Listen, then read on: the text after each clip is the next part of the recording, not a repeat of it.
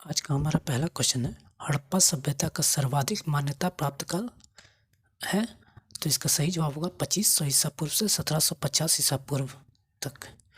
Radio carbon C14 पद्धति के द्वारा सिंधु सभ्यता की सर्वमान्य तिथि 2500 ईसा पूर्व से 1750 ईसा पूर्व मानी गई है, जो कि सर्वमान्य है।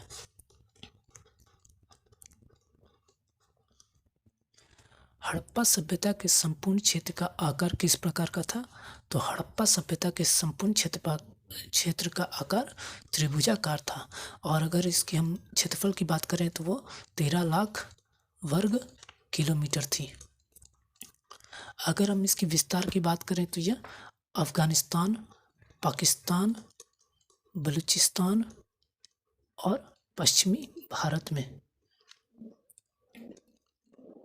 तक फैला था।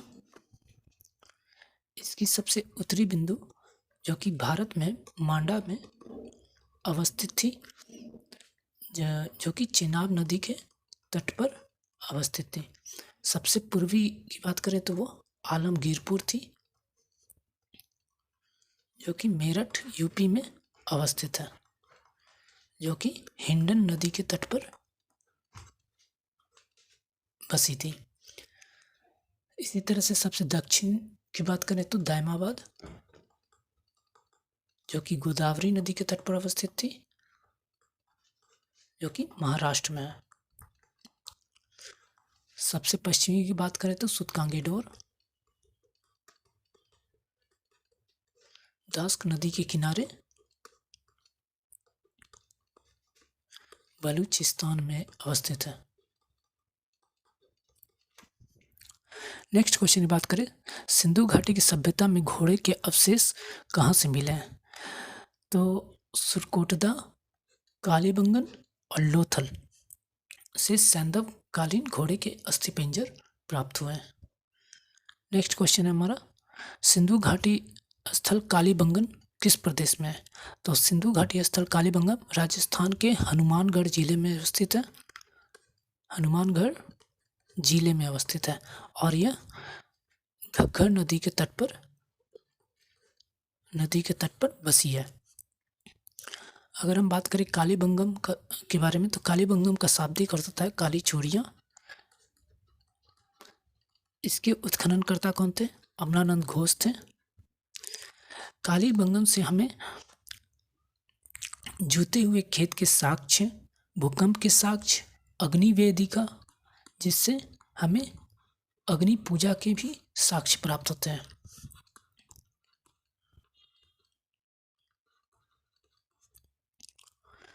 नेक्स्ट क्वेश्चन है हमारा, निम्नलिखित में से किस पदार्थ का उपयोग हड़प्पा काल की मुद्राओं के निर्माण में मुख्य रूप से किया जाता है? तो हड़प्पा काल की मुद्राओं में मुख्य रूप से सेलखड़ी का उपयोग किया जाता है, लेकिन कहीं कहीं टेराकोटा का भी उपयोग मुद्रा में किया गया था। तो नेक्स्ट क्वेश्चन है हमारा, हड़प्पा सभ्यता की किस युग की सभ्यता थी? तो हड़प्पा सभ्यता कांस्य युग की सभ्यता थी। नेक्स्ट क्वेश्चन है हमारा, हड़प्पा सभ्यता के निवासी कौन थे? तो हड़प्पा सभ्यता के निवासी शहरी थे, और मुख्यतः द्रविड़ और भूमध्य सागरीय थे।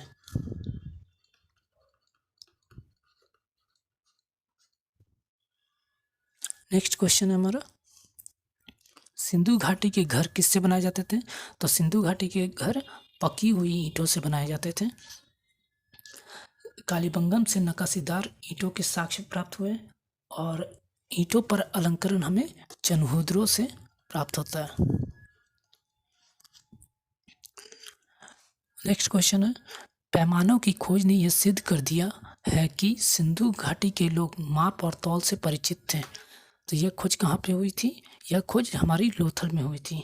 संभवतः तौल की इकाई जो सिंधु सभ्यता में होती थी वह 16 के अनुपात में होती थी। आइए नेक्स्ट क्वेश्चन की ओर बढ़ते हैं। तो हमारा नेक्स्ट क्वेश्चन है, भारत में चांदी की उपलब्धता के प्राचीनतम साक्ष्य मिलते हैं। तो भारत में चांदी की उपलब्धता के प्राचीनतम साक्ष्य हमारे हड़प्पा संस्कृति में प्राप्त होती है। हड़प्पा संस्कृति में चांदी जो थी वह अफगानिस्तान और ईरान से प्राप्त होती थी, अर्थात कह सकते हैं कि अफगानिस्तान और ईरान से हमारी चांदी की आयात होती थी। नेक्स्ट क्वेश्चन करते हैं, मांडा किस नदी के किनारे स्थित था? तो मांडा जो था यह चेनाब नदी के किनारे अवस्थित था और यह सिंधु सभ्यता का सबसे उत्तरी पूरा स्थल था और जो कि जम्मू कश्मीर में अवस्थित है। नेक्स्ट क्वेश्चन है हमारा, हड़प्पा कालीन स्थल रोपड़ किस नदी के किनारे हैं? तो हड़प्पा कालीन स्थल पंजाब के रोपड़ जिले में अवस्थित है जो कि सतलज नदी के किनारे है, जिसकी उत्खननकर्ता कौन थे? यज्ञदत्त शर्मा थे। नेक्स्ट क्वेश्चन है हमारा, हड़प्पा में एक उन्नत जल प्रबंधन प्रणाली का पता चलता है। तो हड़प्पा में एक उन्नत जल प्रबंधन प्रणाली का कहाँ से पता चलता है? तो धौलावीरा से। अगर हम धौलावीरा की बात करें तो ये भारत में राखी गढ़ी के बाद दूसरी सबसे बड़ी बस्ती है। अगर भारत में खोजी गई सबसे बड़ी बस्ती कौन है? राखी गढ़ी। और अगर पूरी सिंधु सभ्यता की बात करें तो वहाँ से मोहनजोदड़ो हो जाएगी। तो हड़प्पा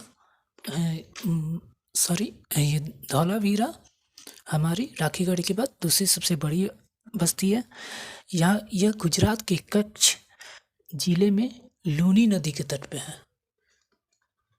लूनी नदी के तट पे है अवस्थित है। धौलावीरा की खोज जेपी जोशी ने की थी। यहाँ से हमें सैलकृत जलकुंड का प्रमाण मिलता है जो कि बताता है कि यहाँ के निवासी जल प्रबंधन में उन्नत थे। नेक्स्ट क्वेश्चन है हमारा, हड़प्पा के मिट्टी के बर्तनों पर सामान्यतः किस रंग का उपयोग हुआ था? तो हड़प्पा के मिट्टी के बर्तनों पर सामान्यतः लाल रंग का उपयोग हुआ था। हड़प्पा सभ्यता के बर्तनों में मुख्य रूप से बहुत ही उत्कृष्ट पहिया निर्मित माल का निर्माण होता था और हाथों का उपयोग वहाँ बहुत ही कम हो जाता था। हड़प्पा संस्कृति के बर्तनों को मोटे तौर पर दो प्रकार के में वर्गीकृत किया जाता है, एक तो सादा और दूसरा चित्रित। चित्रित बर्तनों में मुख्य रूप से पेड़, पक्षी, जानवरों और ज्योमेट्रिकल पैटर्न का विषय होता था। नेक्स्ट क्वेश्चन है हमारा, सिंधु सभ्यता निम्नलिखित में से किस युग में पड़ता है? तो सिंधु सभ्यता हमारा आद्य ऐतिहासिक काल में पड़ता है। अगर हम आद्य ऐतिहासिक काल की बात करें तो वैसा इतिहास का वह काल जिसमें लिपि के साक्ष्य तो उपस्थित थे किंतु उसे पढ़ा नहीं जा सकता था। इस काल के संबंध में जानकारी हमें पुरातात्विक साक्ष्य से प्राप्त होती है। अगर हम बात करें सिंधु सभ्यता की लिपि के बारे में तो सिंधु सभ्यता की लिपि भावचित्रात्मक थी,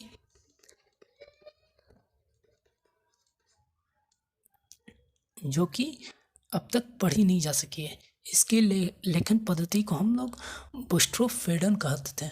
इसके बुस्ट्रोफेडन।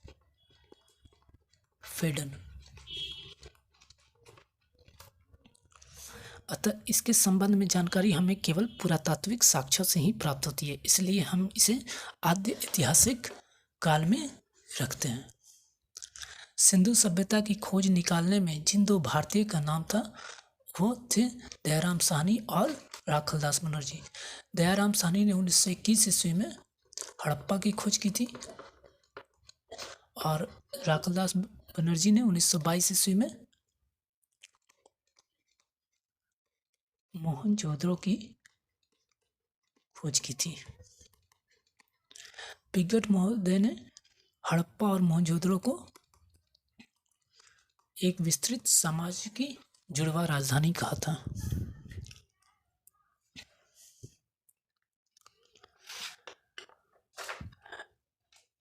रंगपुर, जहाँ हड़प्पा की सभ्यता की समकालीन सभ्यता थी वह कहाँ थी? तो रंगपुर हमारा सौराष्ट्र गुजरात में अवस्थित है।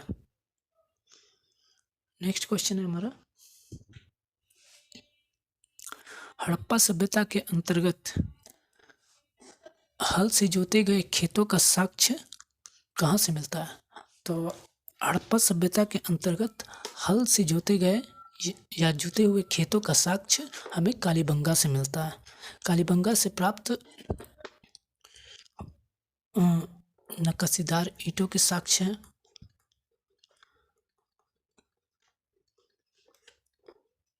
ईंटों के साक्ष्य प्राप्त होते हैं, फिर भूकंप के साक्ष्य प्राप्त होते हैं, इसी तरह अग्नि वेदिका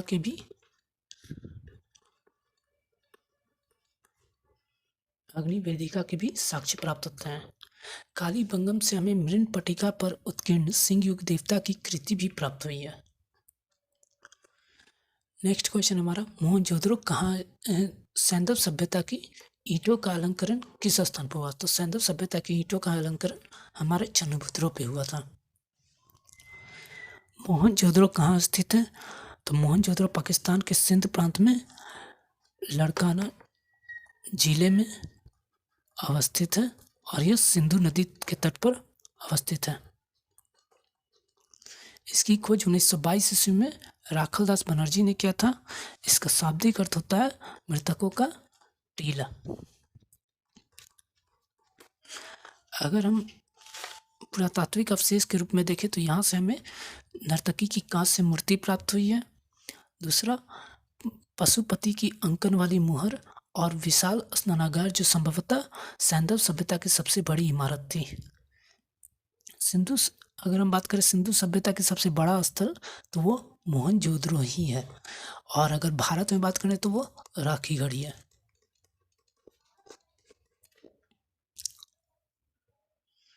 मोहनजोदड़ो को किस एक अन्य नाम से जाना जाता है? तो मोहनजोदड़ो को मृतकों का टीला भी कहा जाता है। सैंधव स्थलों से उत्खनन से प्राप्त मुहरों पर निम्नलिखित में से किस पशु का सर्वाधिक उत्कीर्णन हुआ है? तो इसका सही जवाब है बैल। तो सैंधव स्थलों के उत्खनन से प्राप्त मुहरों पर बैल का सर्वाधिक उत्कीर्णन हुआ है। नेक्स्ट क्वेश्चन हमारा, सिंधु घाटी सभ्यता जानी जाती है। तो सिंधु घाटी सभ्यता अपने नगर नियोजन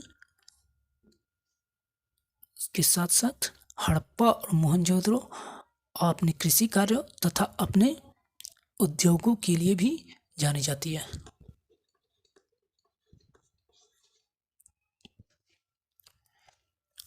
नेक्स्ट क्वेश्चन है, किस हड़प्पा कालीन से नृत्य मुद्रा वाली स्त्री की कांस्य मूर्ति प्राप्त हुई है? तो यह हमारी मोहनजोदड़ो से प्राप्त हुई है। मोहनजोदड़ो से बात करें तो फिर पशुपतिनाथ की अंकन वाली मुहर भी प्राप्त हुई है, और दूसरा सैंधव सभ्यता की संभवतः सबसे बड़ी इमारत विशाल स्नानागार भी प्राप्त हुई है। मोहनजोदड़ो की खोज 1922 ईस्वी में राखलदास बनर्जी ने किया था, और मोहनजोदड़ो सिंधु सभ्यता की सबसे बड़ी स्थल है जो कि पाकिस्तान में अवस्थित है।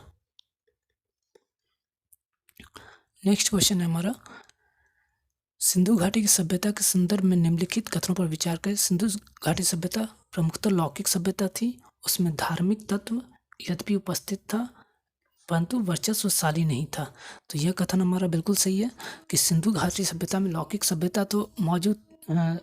सभ्यता थी और उसमें धार्मिक तत्व तो मौजूद थे लेकिन वर्चस्वशाली नहीं थे। नेक्स्ट कथन है, उस काल में भारत में कपास के वस्त्र बनाए जाते थे। तो बिल्कुल उस काल में भारत में कपास से वस्त्र बनाए जाते थे। सिंधुवासी सूती और ऊनी वस्त्रों का प्रयोग करते थे। तो इसका सही जवाब हो जाएगा 1 और 2 दोनों। नेक्स्ट क्वेश्चन है हमारा, हड़प्पा एवं मोहनजोदड़ो की पुरातात्विक खुदाई के प्रभारी कौन थे? तो हड़प्पा एवं मोहनजोदड़ो की पुरातात्विक खुदाई के प्रभारी सर जॉन मार्शल थे। इन्होंने 1924 ईस्वी में सिंधु घाटी सभ्यता नामक एक उन्नत नगरीय सभ्यता पाए जाने की घोषणा की थी और ये उस समय भारतीय पुरातत्व सर्वेक्षण विभाग के महानिदेशक भी थे।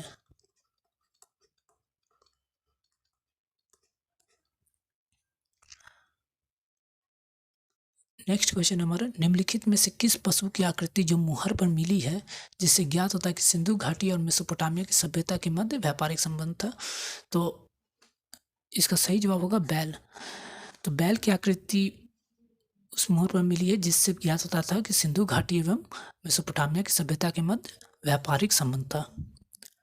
नेक्स्ट क्वेश्चन है हमारा, हड़प्पा कालीन लोगों ने नगरों में घरों के विन्यास के लिए कौन सी पद्धति अपनाई थी? तो हड़प्पा कालीन लोगों ने नगरों एवं घरों के विन्यास के लिए ग्रिड पद्धति अपनाई थी। हड़प्पा के घर पकी हुई मिट्टी से बने होते थे, पकी हुई ईंटों से बने होते थे। अगर हम बात करें हड़प्पा के, तो हड़प्पा में केवल लोथल के घरों के दरवाजे मुख्य सड़क की ओर खुलते थे, बाकी सारों के दरवाजे मुख्य सड़क के पीछे की ओर खुलते थे। नेक्स्ट क्वेश्चन है हमारा, निम्नलिखित पशुओं में से किस एक का हड़प्पा सभ्यता में पाई मोहरों और टेराकोटा कलाकृतियों में निरूपण या अंकन नहीं हुआ था? तो शेर का अंकन नहीं हुआ था, तो इसका सही जवाब हो जाएगा शेर। नेक्स्ट क्वेश्चन हमारा, निम्नलिखित में से किस हड़प्पा कालीन स्थल से युगल समाधान का साक्ष्य प्राप्त होता है? तो युगल समाधान का हमें लोथल प्लस कालीबंगा से प्राप्त होता है। अगर हम बात करें हड़प्पा सभ्यता में, तो वहाँ पर दो शवों को जलाने और दफनाने दोनों की प्रथा प्रचलित थी। हड़प्पा में बात की जाए तो वहाँ दफनाने की प्रथा थी और मोहनजोदड़ो में जलाने की प्रथा थी।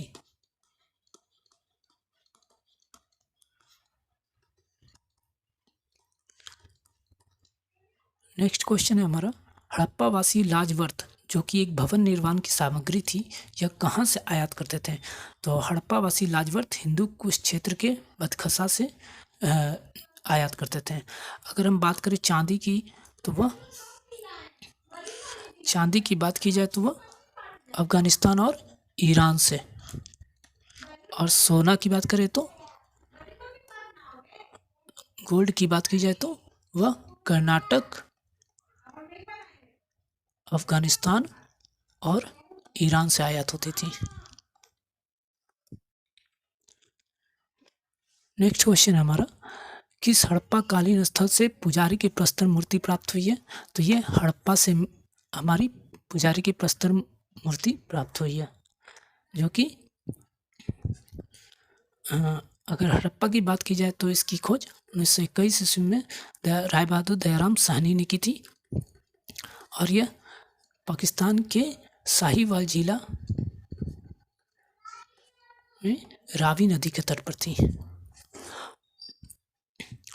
किस सिंधु कालीन स्थल से एक ईंट पर बिल्ली का पीछा करते हुए कुत्ते के पंजों के निशान मिले हैं? तो ये हमारे मिले चनहूद्रों से।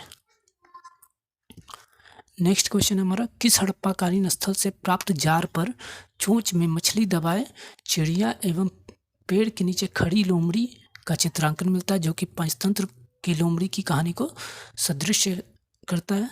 तो यह हमारी मिली है लोथल से। तो लोथल से प्राप्त जार पर चोंच में मछली दबाए चिड़िया एवं पेड़ के नीचे खड़ी लोमड़ी के चित्रांकन मिलता है। नेक्स्ट क्वेश्चन है हमारा, स्वतंत्रोत्तर भारत में सबसे अधिक संख्या में हड़प्पा युगीन स्थलों की खोज किस प्रांत में हुई? तो अगर हम बात करें स्वतंत्रता के बाद भारत में सबसे अधिक हड़प्पा युगीन स्थलों की खोज, तो ये गुजरात में हुई थी। हड़प्पा कालीन स्थलों में अभी तक किस धातु की प्राप्ति नहीं हुई है? तो हड़प्पा कालीन स्थलों में अभी तक लोहा की प्राप्ति नहीं है। लोहा की प्राप्ति हमें वैदिक युग से देखने को मिलता है। चनहूद्रों के उत्खनन का निर्देशन किसने किया था? चनहूद्रों के उत्खनन का निर्देशन J.H. मैके ने किया था। आज की वीडियो हमारी यहीं पर समाप्त होती है। तो आशा करता हूँ आपको ये वीडियो पसंद आई होगी। So like the video and subscribe the channel. Thank you.